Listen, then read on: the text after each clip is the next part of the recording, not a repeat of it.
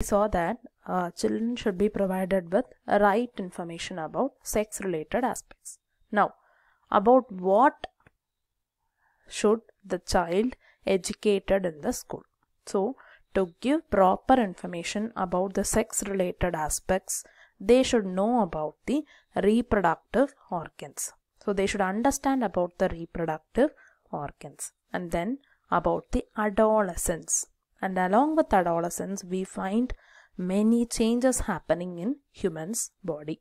So, a child should be educated about the reproductive organs, adolescence and related changes. So, due to adolescence, we have learned a lot of changes happening in a child's body, right? So, this information has to be given to the children. And along with that, safe and hygienic sexual practices. So, they should know about safe and hygienic sexual practices and also the sexually transmitted diseases, that is STD, and also AIDS, etc.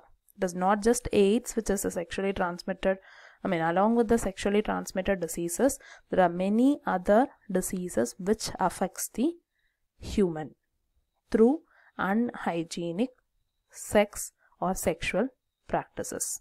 Okay, so children should be given information about all these things. They should be given proper information about reproductive organs, adolescence and related changes, and the safe and hygienic sexual practices, then sexually transmitted diseases, that is, and along with that, so sexually transmitted diseases, which common diseases are gonorrhea and syphilis, and along with that about the AIDS and other diseases which would help people, especially when they are in adolescent age group, to lead a reproductively healthy life. Okay, so this is how it has to be incorporated into the minds of children. So, sex education in school, it aims to bring about different informations in the children. Okay, so different myths has to be avoided and misconceptions have to be avoided. For that, child should be properly provided, child should know about all these aspects like the reproductive organ, the changes which happens in their body, a safe method of sexual practices, and hygiene, which acts as a very important part in the reproductive health. Okay, so this is about the sex education in school. Okay, now let us move on to the next part. Let us see about the successful implementation of various action plans to attain the reproductive health in the society. So they have formed many plans, and how are these action plans has to be successfully implemented. For that, they require, that is government and the non-governmental agencies, they require strong infrastructural facilities, professional experts and material support. Only with these things they can bring about awareness in people. Okay, and these are essential. Why are these important? Why is the infrastructural facilities important? Why is the professional expertise important? And how is the material support important?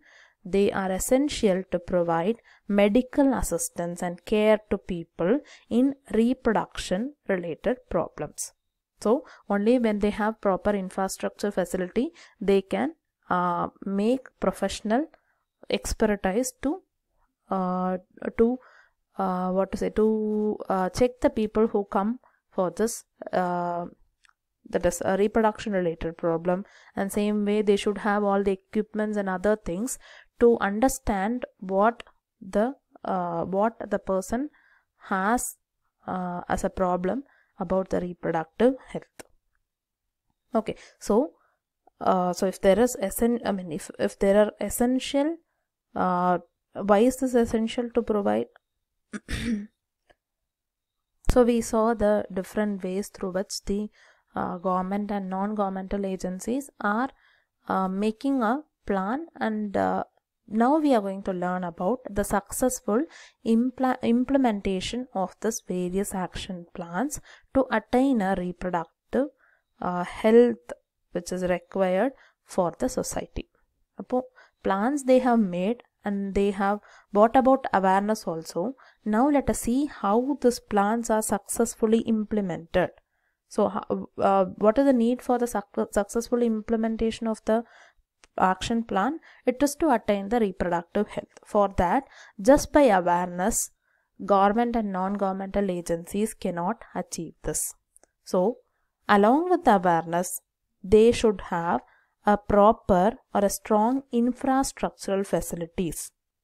Okay, so infrastructural facilities means a proper place for them to attend the people, attend their problems, and to find their problems and to help them out of that.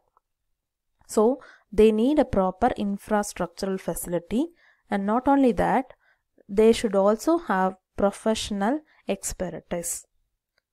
Okay, so if a person comes with problem, there should be someone who can try to help these people, right? So along with infrastructure, professional expertise is also important, and along with that, material support is also important.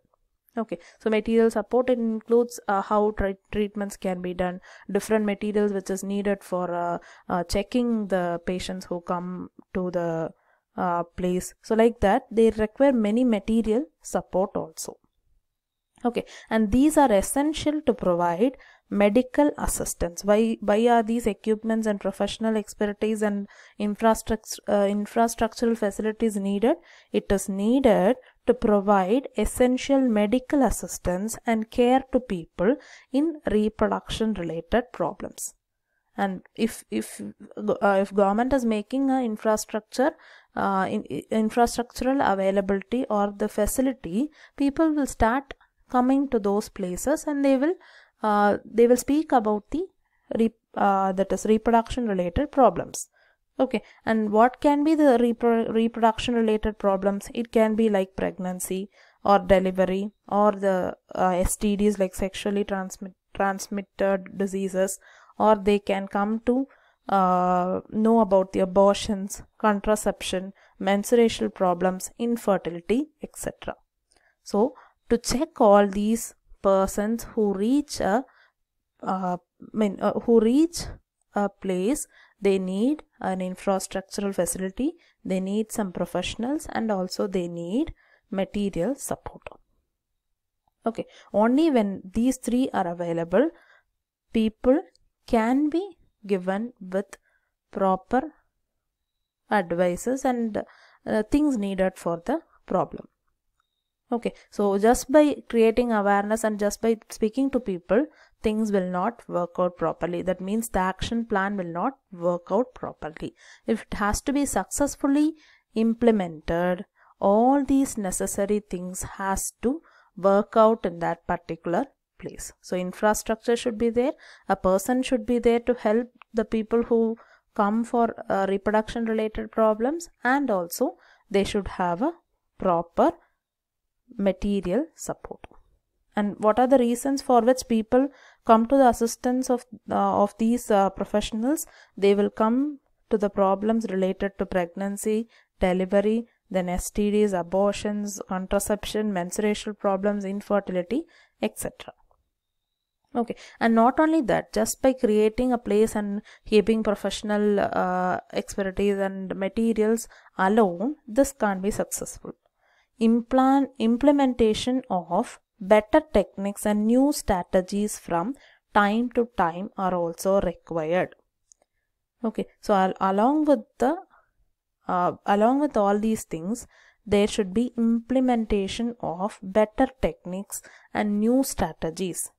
Okay, so new strategies mean new plans has to be formed time to time, and same way there should be availability of better techniques also to help the people with efficient care and assistance. Okay, but just ഒരു സ്ഥലമുണ്ട്, ഒരു person ഉണ്ട് help ചെയ്യാൻ, and they have very less essential substances like stethoscope or all the medical equipments. So if this amount is very less, then what is the use of that facility? It is nothing, right? So implementation of new or better techniques has to be done, and new strategies also has to be developed from time to time, so that it will provide efficient care and assistance to people. Better technique includes different machines and different ways through which the problem of the people can be understood. Okay, so for that we have different ways, so that should be made better from time to time, and new plans has to be developed from time to time, so that it provides an efficient care and assistance to people. Okay, now coming to the speaking about the statutory ban on amniocentesis. What is this amniocentesis? It is a technique, it is a test through which the fetal sex can be determined. So a fetal sex determination test which is based on the chromosomal pattern in the amniotic fluid surrounding the developing embryo. There are few programs which has bring about a good merit in this process of reproductive health. So first one is the statutory ban on amniocentesis. Okay, so what is this amniocentesis? It is nothing but it is a fetal sex determination test. And how do they determine the sex of the fetus? It is based on the chromosomal pattern in the amniotic fluid which is surrounding the developing embryo. So we learned how the embryo is developing, and we saw the formation of placenta and all those things, right? So this embryo, they are developing in an amniotic fluid. Okay, so they are inside a sac, and this sac will contain the amniotic fluid. So if a test is done using this amniotic fluid, we can find the chromosomal pattern of the developing embryo. Okay, so now they have banned this. It means that statutory ban means it is illegal in India. So it is something illegal. So statutory ban on amniocentesis for sex determination to legally check increasing female feticides. So you would have heard about female feticides in India in larger amounts. It was happening in India even now in many places, in very rural places and all, rural villages, they kill the female fetus. Okay, so once they understand that it is a female baby inside the mother, they kill this female fetuses. Okay, and if this happens, what will be the effect of that on the society? The male and the female sex ratio will be affected. So this will affect the whole system in the society. Okay, so now government has banned this method to determine the sex of the fetus. So it is illegal in India.